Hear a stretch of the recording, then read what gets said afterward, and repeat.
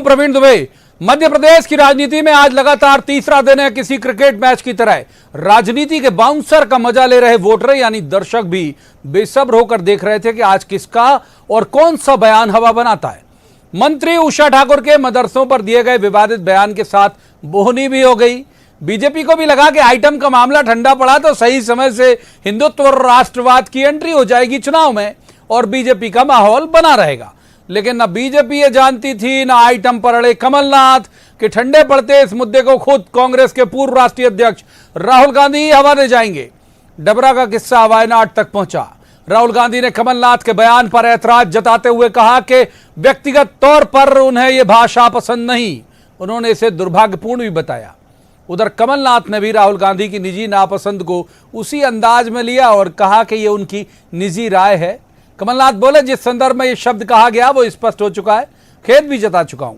तो कमलनाथ के लिए भले इस मुद्दे पर बोलने की कोई गुंजाइश न बची हो, लेकिन आइटम पर राहुल गांधी के ऐतराज के साथ बीजेपी को तो हाथ में सजी हुई थाली मिल गई। अब तक भूखे नंगे गरीब का मुद्दा उछाल रहे शिवराज सिंह चौहान ने मुरैना में राहुल गांधी से पूछ लिया कि कमलनाथ की गलती मानते हैं तो यह भी बताएं कि उन पर कार्रवाई कब करेंगे। अब तक कांग्रेस बिकाऊ और टिकाऊ के मुद्दे के साथ इस चुनाव में एक लकीर खींचने की तैयारी में थी। राहुल गांधी के बयान का बल मिलने के बाद क्या अब 28 सीटों पर बीजेपी आइटम शब्द को और धार देगी? राहुल गांधी की नाराजगी ने आखिरी चरण में पहुंच रहे इस उपचुनाव में क्या कांग्रेस की मुश्किलें बढ़ा दी हैं? एक शब्द से राजनीति में रुख बदलता है। क्या वाकई ये आइटम पर बुरी तरह उलझ गई है कांग्रेस? जवाब तो देना होगा, लेकिन पहले आपको दिखाते हैं एक रिपोर्ट, देखिए।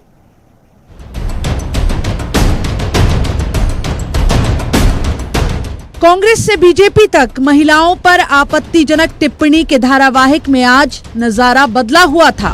सुबह शिवराज सरकार की संस्कृति मंत्री उषा ठाकुर ने राष्ट्रवाद की अलग जगाई। मदरसों पर विवादित बयान देते हुए 28 सीटों के उपचुनाव में हिंदुत्व और राष्ट्रवाद की एंट्री कराई।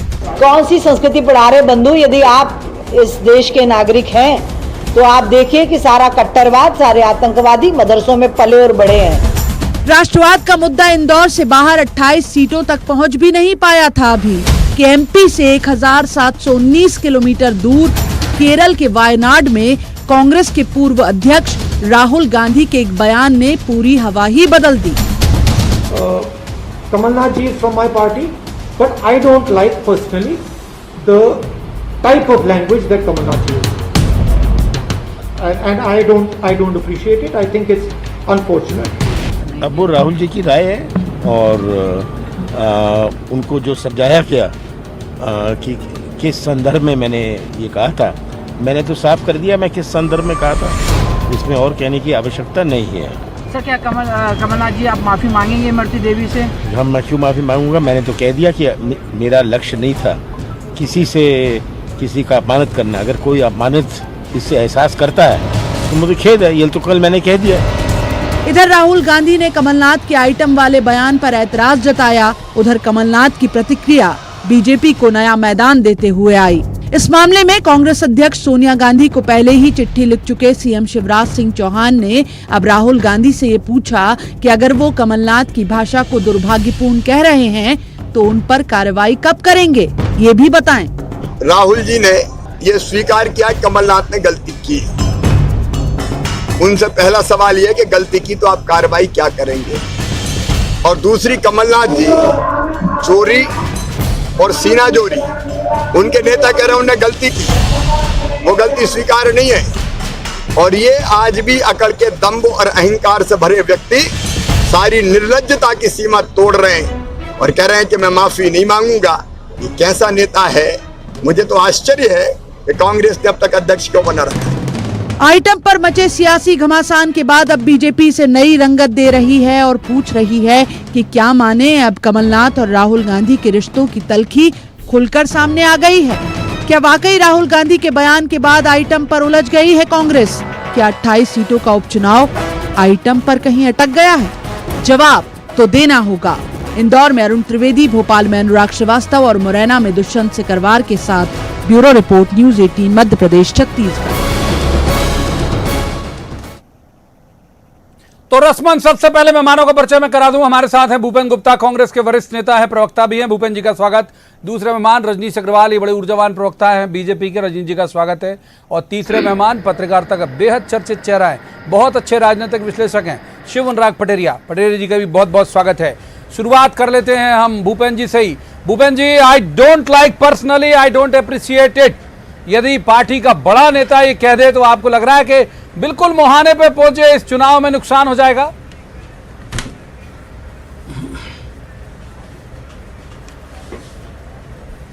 जिस पार्टी की इतनी बेशर्मी है, उस पे इतने निर्लज्ज हैं लोग कि वो किसी की सुन जो पा रहे है हैं भद्र भूपेन जी? स्त्री को रखेल कह सकते हैं और उन्हें शर्म नहीं आ रही, उस पे चर्चा तक नहीं आ रहे हैं। वो आप सुन पा रहे हैं मुझे? आप तक मेरी आवाज आ रही है? बोलिए। अरे सभी जगह जा रही है जिस आपकी आवाज, पार्टी के लोग आपकी इतने आवाज जा रही है, निर्लज्ज और बोलिए सर। बेशरम हैं,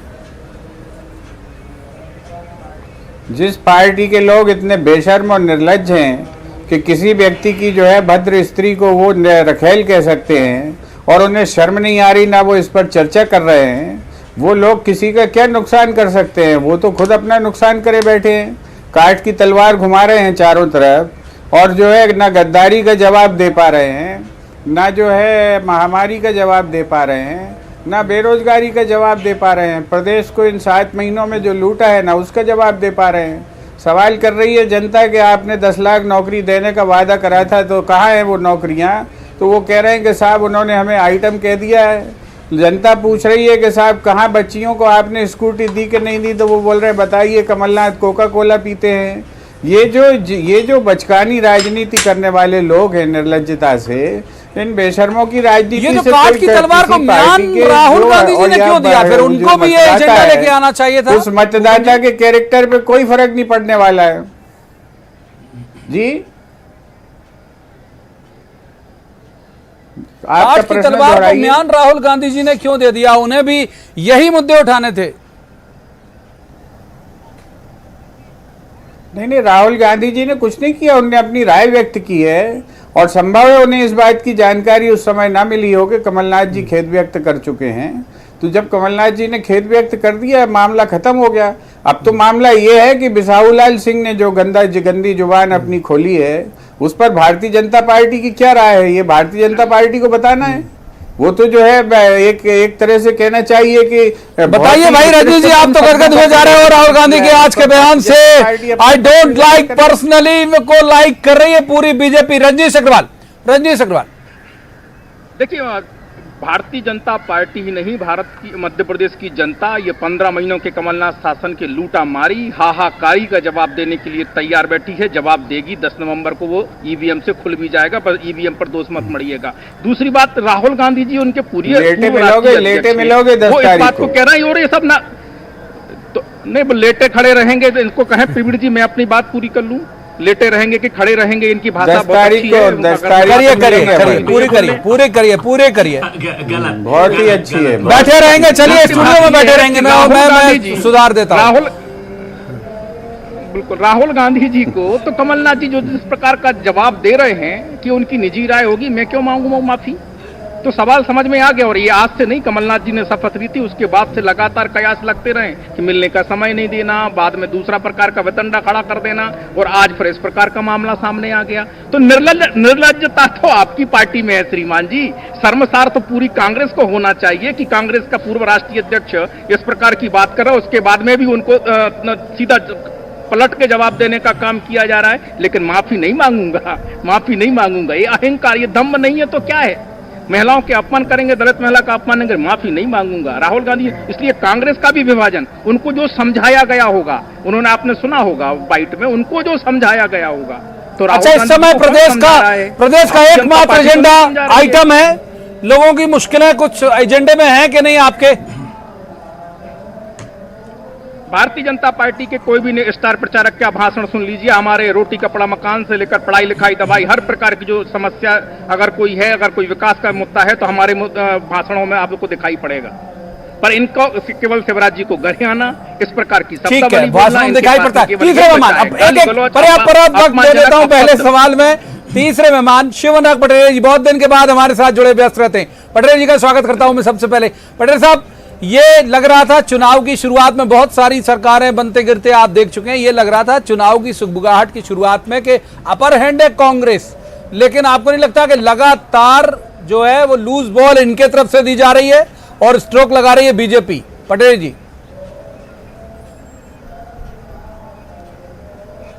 प्रवीण जी, आपका कहना बिल्कुल सही है। आप क्रिकेट के धनी व्यक्ति हैं, आप खेल को अच्छी तरह जानते हैं कि लूज बॉल कई बार आपको गले में फंस जाती है। और अगर मैं हॉकी के शब्दों में कहूं तो सेल्फ गोल कांग्रेस ने अपने आप को कर लिया है। शुरुआती दौर में कांग्रेस जिस तरह से दिख रही थी, निश्चित तौर पर उनके साथ एक सहानुभूति थी, लेकिन जिस तरह के जैसे चुनाव अभियान आगे बढ़ता चला गया, कांग्रेस की मुश्किलें बढ़ती गई, उनके अपने लोगों ने बढ़ाती चली गई। आज नैरेटिव पूरा चेंज हो गया है, ठीक उसी तरह से जिस तरह 2003 में मिस्टर बंटाधार था और पिछले इलेक्शन में जिस तरह से कोई माइका लाल जिस तरह से था, या उसके पहले एक लोकसभा चुनाव में सोल्टन माल ने जिस तरह से नैरेटिव चेंज किए थे, आज नैरेटिव उसी तरह से चेंज हो गया है।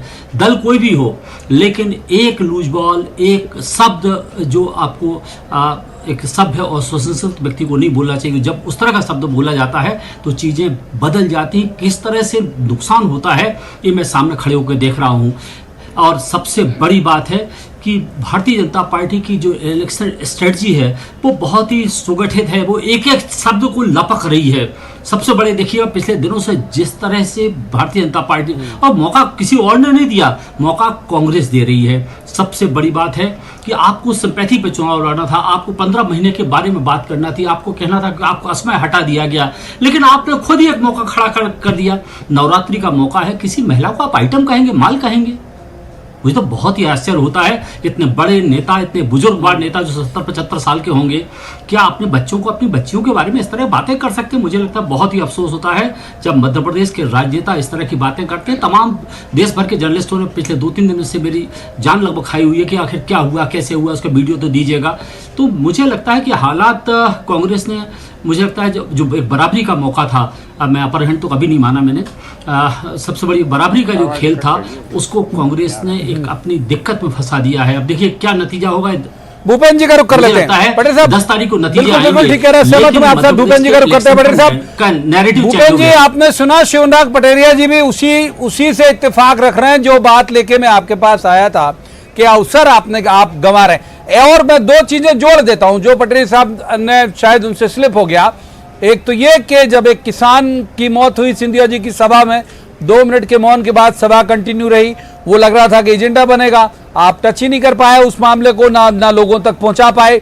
आज उषा ठाकुर ने कहा कि मदरसे में आतंकवादी पैदा होते हैं, वो मसले को भी नहीं पिक कर पाए। आप तो सिर्फ रक्षात्मक और सब बचाने में लगे हुए खुद को इन दिनों। भूपेंद्र जी, नहीं, ये जो है ये सोच है। राजनीति में अगर कोई व्यक्ति गंदगी कर रहा है तो हम भी बराबरी से गंदगी करें, ये उचित नहीं है। और जो लोग ये अपेक्षा करते हैं कि हमने उतनी बराबरी की गंदगी क्यों नहीं की, मैं उससे भी सहमत नहीं हूँ।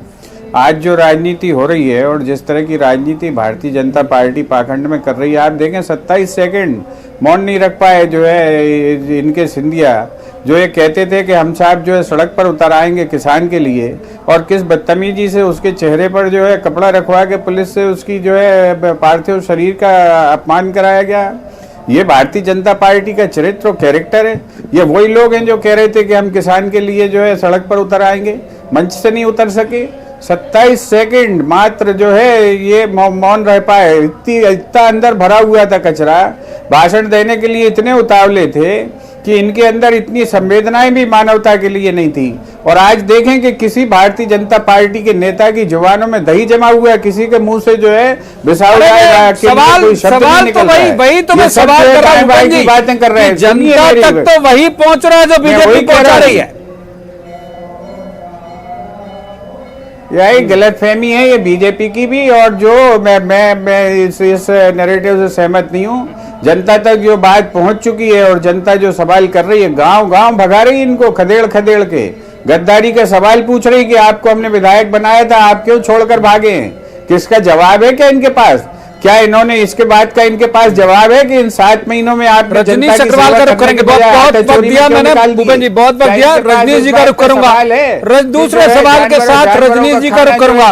रजनीश जी, हम आप लोगों ने दोनों ने भोपाल का चुनाव देखा है, भोपाल लोकसभा का मैं जिक्र कर रहा हूं। साध्वी प्रज्ञा को कांग्रेस ने ऐसे ही डिफेम कराने की बहुत कोशिश की और वो भी देशव्यापी बने उनके बयान, लेकिन जब ईवीएम खुली तो लाखों वोट से हारे दिग्विजय सिंह। तो आपको लग रहा है कि ये बयान कहीं ऐसे तो नहीं कि वोट में कन्वर्ट होंगे कि नहीं? हम डिफेम नहीं कर रहे हैं प्रवीण जी। देखिए, वोट में कन्वर्ट हो प्रवीण जी, हम डिफेम नहीं कर रहे हैं। लोकसभा चुनाव का जिक्र कर रहा हूं सर। अरे लोकसभा, ये बीच में ना, मैं आरोप में लोकसभा के वक्त की बात कर रहा हूं साहब। हाँ बोलिए रजनी जी, आज गुस्सा हो रहे हैं भूपेन जी। लोकसभा के वक्त का रजनीश अग्रवाल जी जवाब। भारतीय जनता पार्टी साल भर जनता के मुद्दों पर सक्रिय रहती है। हम केवल बरसाती मेंढक की तरह चुनाव के समय टर्र नहीं करते कांग्रेस की तरह, और जनता के सरोकारों से जुड़े हैं। जनता के मान सम्मान, स्वाभिमान, विकास के मुद्दों पर हम सदा सक्रिय रहते हैं और आप लोग बताते जताते भी हैं। इसलिए किसी भी मामलों को लेकर हम शांत बैठने वालों में से नहीं है।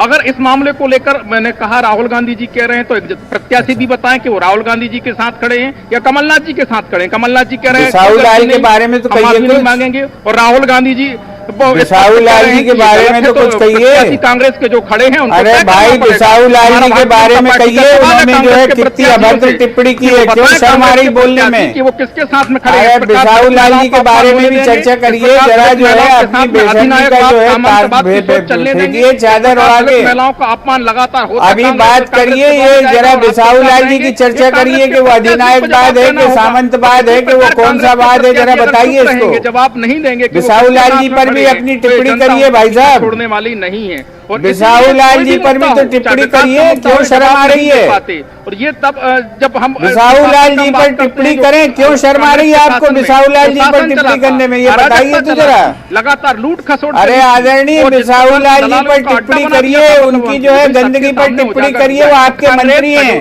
कब उन्हें मंत्रिमंडल से बाहर निकालेंगे, कब जो है प्रधानमंत्री माफी मांगेंगे बिसाहूलाल के चरित्र पर, कब जो है मुख्यमंत्री माफी मांगेंगे मध्य प्रदेश की स्त्रियों से? इसका जवाब बताइए। बिसाहूलाल पर बोलिए, दर्शकों को पसंद बिसाहूलाल पर बोलिए।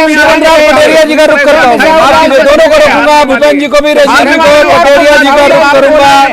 माफ कीजिए, दोनों को रोकूंगा। अमूमन मैं इस शो में कोशिश करता हूं कि ऑडियो डाउन नहीं हो किसी का, लिहाजा मौन हो जाइए। तीसरे मेहमान शिवराज पटेल जी का रुख करेंगे।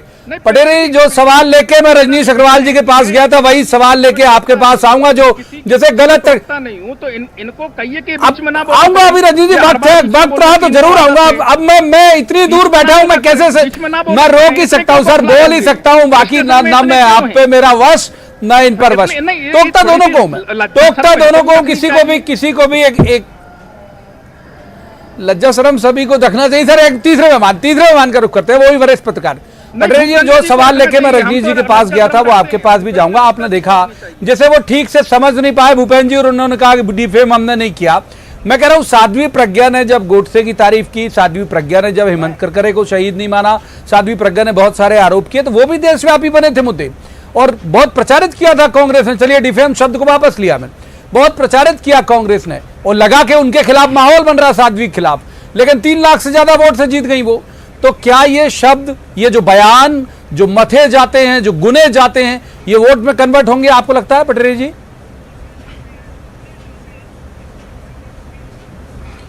प्रवीण जी, वोट पर तब कन्वर्ट होते हैं जब आपके पास नेटवर्क होता है, जब वोट पर तब कन्वर्ट होते हैं जब आपका व्हीकल होता है। व्हीकल यानी कार्यकर्ता। इलेक्शन में जो कार्यकर्ता है, इस just work like a vehicle, जो मतदाता को मतदान केंद्र तक पहुंचाता है। आपके पास एक सुगठित संगठन होना चाहिए। अगर संगठन काम करता है तो फिर चीजों का लाभ मिलता है। जैसे इतना बरसात तो सब जगह होती है, लेकिन अगर वाटर हार्वेस्टिंग है तो उस जगह में पानी जमीन के अंदर चला जाता है। कुएं हैं, तालाब हैं, बावड़ियां हैं, तो पानी चला जाता है। मॉडर्न टेक्नोलॉजी वाटर हार्वेस्टिंग होती है। लेकिन अगर पथरीली जमीन है तो पानी अंदर नहीं जाता है। सबसे बड़ी बात है, कांग्रेस को भी भाजपा ने भरपूर मौके दिए हैं। आज भी उषा ठाकुर को लेकर मौका मिला है।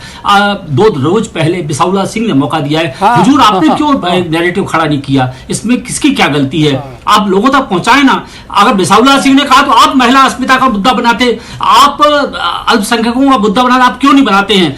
देखिए, जो मारे सो मीर, युद्ध और प्रेम और राजनीति में सब कुछ जायज कई बार कहा जाता है, मैं मानूं या ना मानूं। दरअसल भारतीय जनता पार्टी का जो मैकेनिज्म है, इलेक्शन मैकेनिज्म है, वो कांग्रेस से कहीं ज्यादा व्यवस्थित है। उन्होंने एक चिंदी को खींच के पूरा थान बना दिया है। अब आप जवाब देते पड़िए, आपके राहुल गांधी जवाब दे रहे हैं। कल कमलनाथ की इस बयान को लेकर उसको रफू कर रहे थे बार-बार। बहुत बढ़िया उदाहरण था प्रवीण जी जी, रफू करने से चीजें, तो मुझे लगता है प्रवीण जी सबसे बड़ी बात है, प्रवीण जी आप मेरे मित्र हैं, आप अच्छा लगता है, भाई हैं मेरे। सबसे बड़ी बात है कि चीजों को आपको संभालना आना चाहिए।